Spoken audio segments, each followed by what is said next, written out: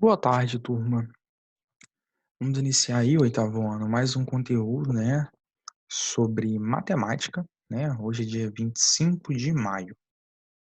Então, iniciando o conteúdo, antes, né, na nossa última aula, no nosso último encontro, já foi até aqui pelo Google Sala de Aula, a gente conversou um pouco sobre os conjuntos numéricos. Então, se ficou alguma dúvida, não lembra muita coisa, volta lá, reassiste a aula lá no Google Sala de Aula. Qualquer dúvida também, deixa um comentário, tá? Então, a gente viu aí, né, o conteúdo de conjuntos numéricos, né, nessa última aula. Conversamos sobre algumas características e a formação do conjunto dos números naturais. Posteriormente, dos números, né, a gente viu claro, né, desculpa, a gente viu os subconjuntos dos números naturais e posteriormente a gente viu o conjunto dos números inteiros, tá? Hoje, né, a gente vai falar um pouco sobre o conjunto dos números racionais. Como eu comentei com vocês na aula anterior a essa, né, é um conteúdo que a gente até começou a ver, né, eu falei algumas coisas durante as nossas aulas, né, antes aí, né, da pandemia, acho que a gente nem pensava em pandemia ainda, né, a gente falou sobre o conjunto dos números racionais. Vamos falar um pouco sobre ele, ver algumas coisas que a gente não viu e vamos dar uma boa olhada aí sobre o conteúdo de dízima periódica, tá? Bom, no Egito Antigo, durante as inundações do rio Nilo, as terras que ficavam submersas recebiam muitos nutrientes, tornando-se muito boas para a agricultura. Quando as águas baixavam, era necessário remarcar os limites entre os lotes de cada proprietário. Esse trabalho de medição e cálculo era feito pelos esticadores de corda, né? Então tem até uma imagem aí, né? Isso é um contexto histórico da necessidade de criação do conjunto dos números racionais, tá? Então, por que essa necessidade, né? Por mais adequada que fosse a unidade de medida escolhida, né, por esses medidores de corda, dificilmente cabia um número inteiro de vezes a corda esticada, né? E por esse motivo era necessária a utilização das frações. Então, se a gente voltar aqui nessa imagem, você vai ver que ela tem vários nós, né?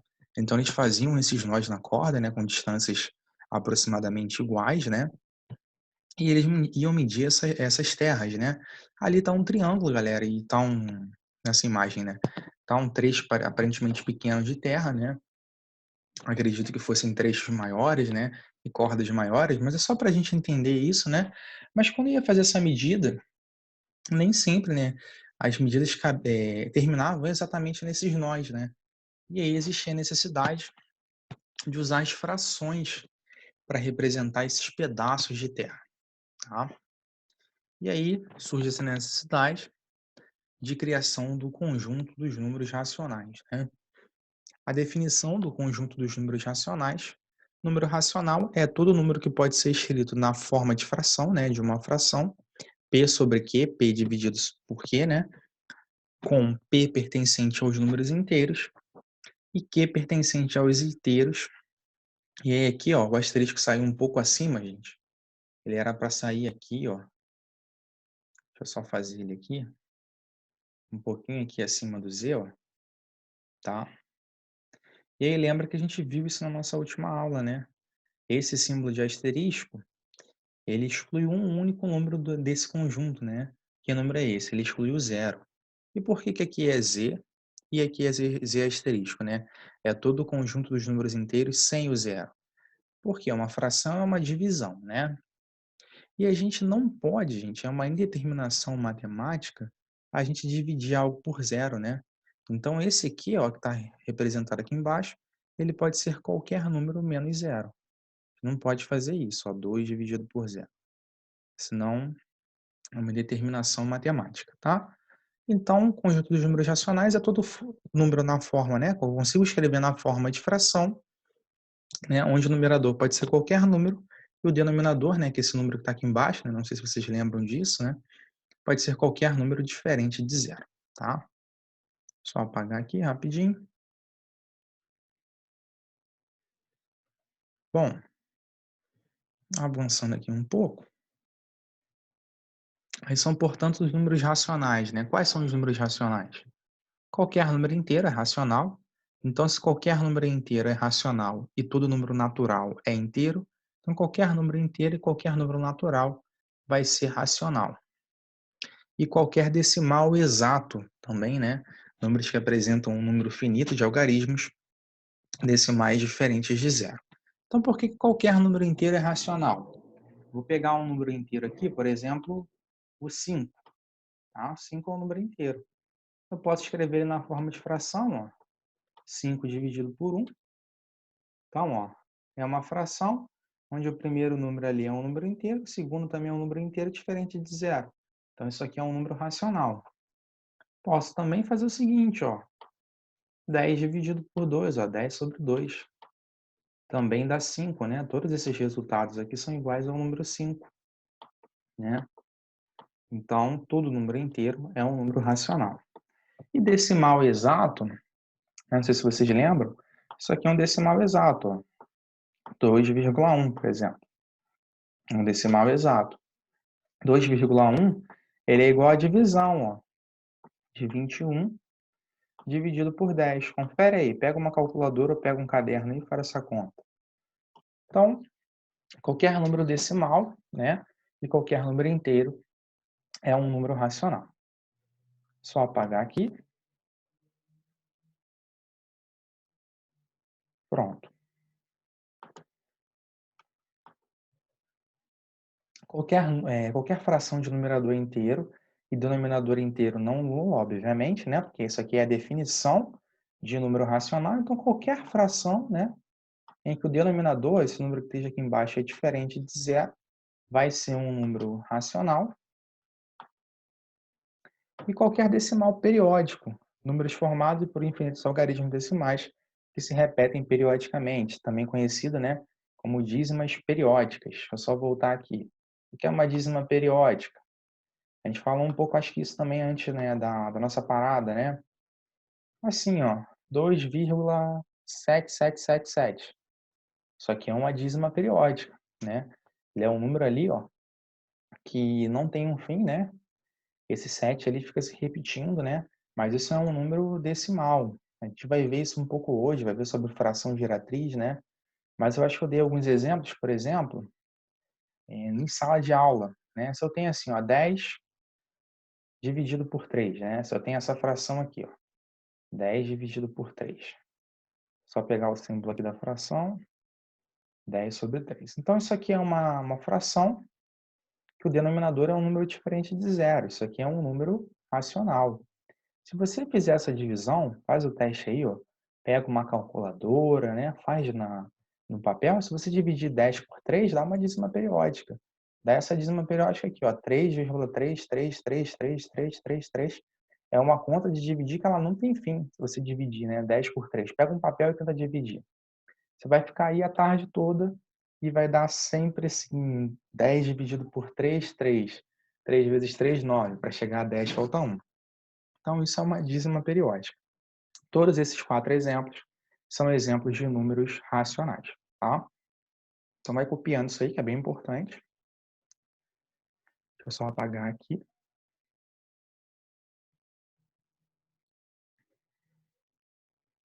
E aí, ó, fração decimal e dízima periódica. Ao dividir o numerador pelo denominador de uma fração ordinária, podem acontecer dois casos. No primeiro caso, você vai fazer a divisão de uma fração pela outra, a divisão vai ser exata. Aí, neste caso, a fração equivalente a uma fração decimal, e, portanto, dá origem a um decimal exato, ou dízima finita. Então, por exemplo, se você divide 5 por 2, a fração 5 por 2, você vai fazer uma divisão que ela vai ter um fim, né? Você vai dividir 5 por 2 dá 2,5. Aí tem tanto ali na forma de fração, né? Ou se você usar aquela notação ali de divisão, ó, por exemplo, 1 dividido por 8 é 0,125. Aquela divisão você consegue terminá-la, uma divisão exata.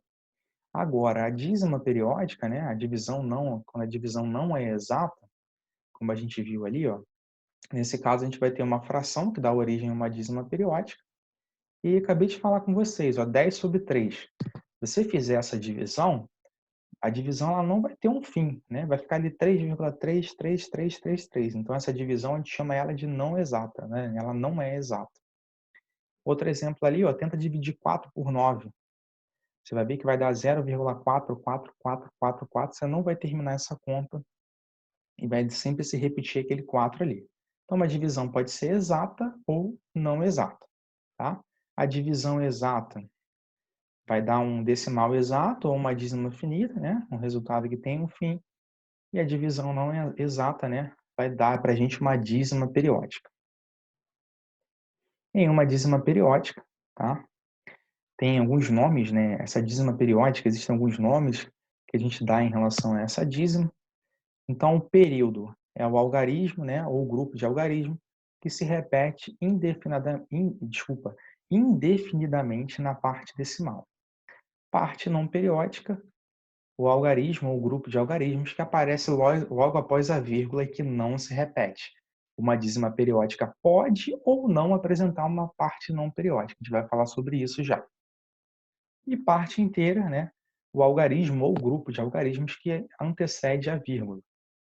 Aí uma dízima periódica pode ser simples, quando aparece após a vírgula pelo menos um algarismo repetido, e pode ser composta, quando aparece após a vírgula pelo menos um algarismo que não se repete, ou seja, que não faz parte do período. Então, alguns exemplos aqui, galera.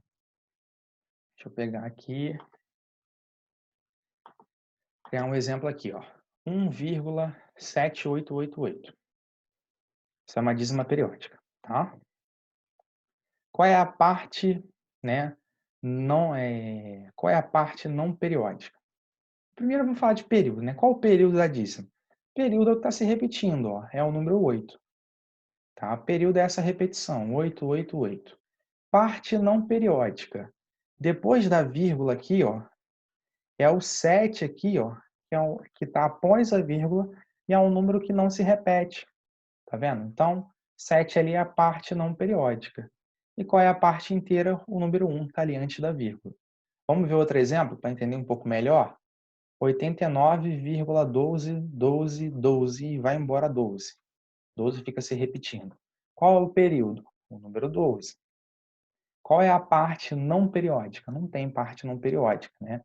Só que após a vírgula só tem essa repetição do número 12. Qual é a parte inteira? 89. O número que está ali antes da vírgula. Essa dízima aqui, ó, ela é uma dízima composta. Por que ela é uma dízima composta? Porque ela tem uma parte não periódica. Tá? Essa dízima aqui, ela é simples, ela não tem parte não periódica. Vamos ver mais alguns exemplos. Aquela dízima que a gente viu ainda agora, ó, 0,444 vai se repetindo. Qual é o período? O período é o número 4. Qual é a parte não periódica? Não tem parte não periódica. Aqui, depois da vírgula, só tem essa repetição do número 4. Ah, e qual é a parte inteira? A parte inteira é o número 0.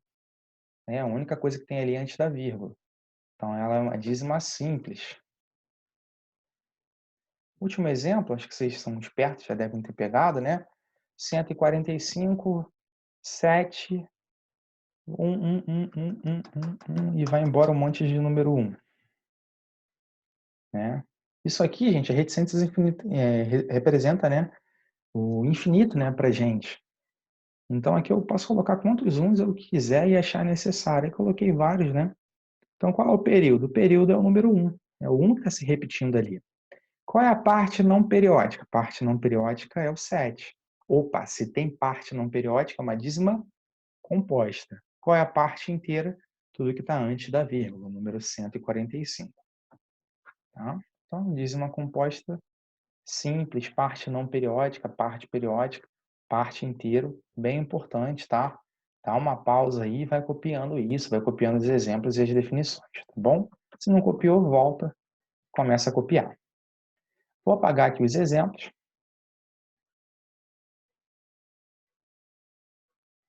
Vamos avançar aqui. Fração geratriz, né? Fração geratriz, né? É a fração, é a divisão que resulta numa dízima. Então, por exemplo, 14 sobre 9, você dividir 14 sobre 9, você resulta em contradízima 1,5555. Saber aqueles nomes ali é bem importante para encontrar a fração geratriz de uma dízima. Vocês que vão fazer concurso, né, para escolas militares, Cara, você tem que saber dízima periódica. Sempre cai alguma coisa. Podem cair questões estritamente para você fazer o cálculo de dízima periódica, apenas sobre dízima periódica, ou pode cair alguma questão que envolva a dízima periódica. Então, é uma coisa que sempre ali vai aparecer na prova que vocês vão fazer, nos concursos que vocês vão fazer. O que eu vou passar aqui, gente, é um passo a passo para calcular a fração geratriz. Professor, é fácil? É fácil, tá? Se você anotar os passos e fazer isso várias vezes, né, exercitar isso, você vai ver que é bem tranquilo. Mas nesse primeiro momento, você pode sentir um pouco de dificuldade, tá? É normal. Você só vai tirar essa dificuldade como? Fazendo exercício, treinando. Você vai ter que pegar o caderno e organizar esse passo a passo e fazer isso repetidas vezes, né? Tá em casa, né? Pega as dízimas periódicas, inventa algumas, tenta resolver, depois pega a calculadora, né? Faz na mão e vê se você acertou. Então, eu vou passar um exemplo agora. Se vocês tiverem dúvida, vocês me falem que eu vou passando outros, vou tentando trabalhar essas dúvidas com vocês, tá? Então, como está ali 1,5555, eu já sei que 14 sobre 9 dá ele, eu vou usar esse exemplo e vou mostrar a vocês como que eu vou chegar, né, nessa fração geratriz, tá bom? Receitinha de bolo mesmo, né? Só seguir ali que vocês conseguem. Primeiro, né, a gente está trabalhando com dízimas periódicas simples. Nesse primeiro momento, a gente vai procurar trabalhar com dízimas periódicas simples, que não tem parte não periódica. No próximo envio de aula para vocês, eu dou mais exemplos sobre fração geratriz e trabalho com as compostas, tá? Então, primeira coisa, ó, período. Qual é o período dessa dízima? É o 5, é o número 5 que está se repetindo. Muito importante identificar o período, saber identificar. Qual é a parte inteira? O número 1. E a parte não periódica? Tem parte não periódica? Acabei de falar com vocês que a gente vai estudar só as dízimas simples por enquanto, né? As frações, as dízimas periódicas simples. Então, repara ali, ó, a parte não periódica não tem, né? Após a vírgula só está o 5 se repetindo. Então, identificou isso? Vamos calcular, né? Procurar como que a gente encontra esse 14 sobre 9, essa fração. Então, ali, identificou o período como 5, muito importante isso. O número 5, tá? Número 5, a gente usa apenas um algarismo para escrever esse número, apenas um símbolo. O nosso sistema de numeração é um sistema de numeração decimal, a gente tem 10 algarismos, né? 0, 1, 2, 3, 4, 5, 6, 7, 8 e 9. E com esses 10 algarismos a gente representa infinitos números, né? Então, o algarismo é esse símbolo. Então, ali, ó, período 5, o 5 eu escrevo com apenas um algarismo. Essa informação é importante para quê?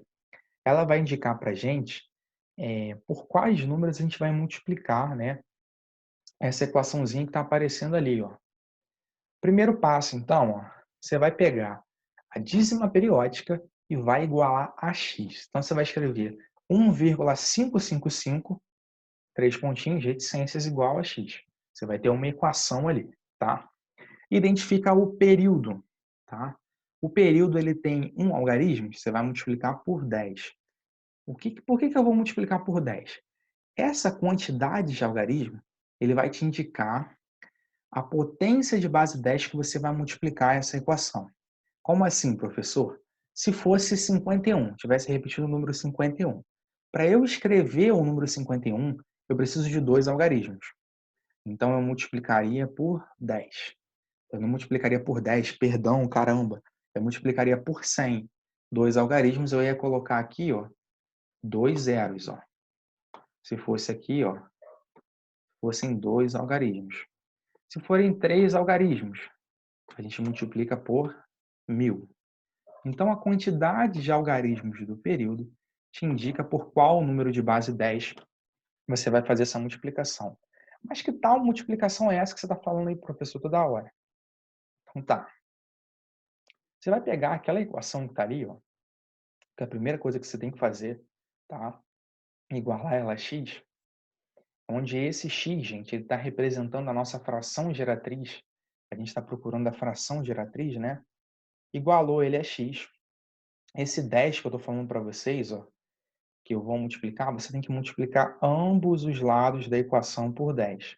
Então, tem um algarismo, você vai multiplicar esse lado aqui da equação, ó, por 10, e esse lado aqui da equação por 10. Se fossem dois algarismos, eu ia multiplicar isso aqui por 100, e ia multiplicar isso aqui por 100. E aí você vai entender agora, vai começar a entender por que a gente está fazendo isso. Bom, quando a gente multiplica, né, um número por 10, um número decimal assim, ó, a gente faz a vírgula andar para a direita, ó. Então, essa vírgula que está aqui, ela vai se deslocar uma casa. Então, vai ter aqui, ó, que vai ficar 15,5555. Aí você pode pensar assim, poxa, professor, mas se você andar uma casa aqui, só vai ficar dois números 5 aqui, não vai ficar três. Lembra que isso aqui são infinitos números, eu posso escrever quantos eu quiser aqui, né? Quantos eu queira. Então, ó, por isso que eu botei 3 aqui, ó, 3 5, poderia botar 4, poderia botar 5, tá? Então, o que eu fiz aqui? Eu andei uma vez a casa. Ó. Sempre que você multiplicar por 10, eu ando uma casa aqui com a vírgula para a direita. Se fosse por 100, eu ia andar duas. Se fosse por 1000, né? Eu ia andar três casas. E tudo isso depende da quantidade de algarismos. Se você fizer 10 vezes x, dá 10x.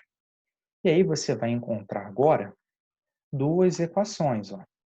Essa segunda equação aqui, que a gente acabou de encontrar, e a gente tem essa primeira aqui, que a gente igualou a x lá no início. Primeira coisa que você vai fazer, tá? Fez isso, galera, é simples, tá? É mais a prática mesmo que vai ajudar vocês. Fez isso, a gente vai fazer agora o seguinte, ó, o próximo passo. Dividir a segunda equação que a gente encontrou agora pela primeira. Dividir não, né? Falei errado, diminuir. Vai diminuir a primeira equação pela... Eita, galera, volta aí, risca isso. Vai dividir a segunda equação. Caramba, que dividir, gente? Calma, deixa eu respirar. Você vai diminuir a segunda equação pela primeira, tá? Desculpa, gente. Então, ó, a segunda equação é essa aí. Vou diminuir ela pela primeira. Como é que eu vou fazer isso? Muito fácil. Ó. 10x menos x. Você tem 10x menos x, vai dar 9x. Tá? Sinalzinho de igual aqui, ó. Nesse caso aqui, ó, eu tenho infinitos números 5 aqui. Aqui eu também tenho infinitos números 5. Só que sempre que você fizer 5 menos 5, 5 menos 5 é zero. Fizer 5 menos 5, 5 menos 5 é zero. 5 menos 5, 5 menos 5 é zero. Então, aqui vai ter infinitos zeros, né? Você vai diminuir sempre ali 5 menos 5, um vai ficar anulando o outro. E 15 menos 1, gente, 15 menos 1 é 14. Tá?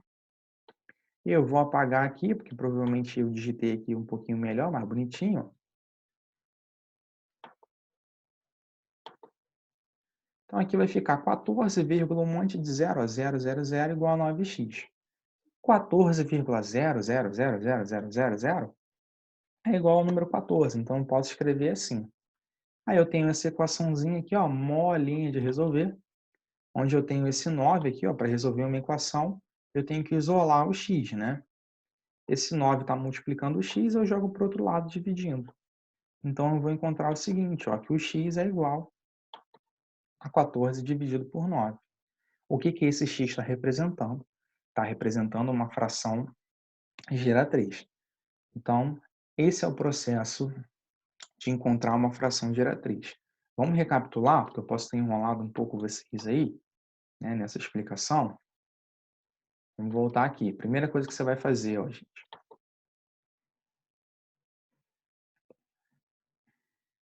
Você vai igualar essa equação a x, tá? O que que esse x representa? Uma fração geratriz. Vai identificar o período, e a partir da identificação do período, você vai ver por que número você vai multiplicar a sua dízima periódica. Vai fazer essa multiplicação. Após fazer essa multiplicação, você vai ter uma segunda equação. O que você faz depois disso? Diminui, ó, falei certo agora, a segunda equação pela primeira. Fez essa subtração, né, diminuiu isso aí, você vai encontrar uma outra equação. Basta você passar o número que está do lado do x dividindo, você encontra a dízima periódica. E agora, professor? Agora você é feliz. Você terminou aí. Se quiser testar, pega o 14, divide por 9, né? E aí aqui, ó, A gente já tinha visto, né, que 14 dividido por 9 era igual a 1,555, tá bom? Mas testa aí para ver se está correto. E aí, ó, como exercício, rapidinho, vocês vão fazer o seguinte, ó, seguem esses mesmos passos e tentem encontrar a fração geratriz da dízima 1,222. Esses dois vão se repetindo, tá bom? Qual é a fração geratriz? Não sei, mas aí fala comigo, tá bom? Mas se tiver dificuldade, só vocês entrarem em contato, tá bom? Mas só assistir a aula, preste atenção no espaço ali que eu acredito que vocês vão conseguir, tá? Então, galera, obrigado pela atenção. Espero que vocês tenham gostado aí da aula. Fiquem com Deus, se cuidem e até a próxima, né? Encerrando aqui.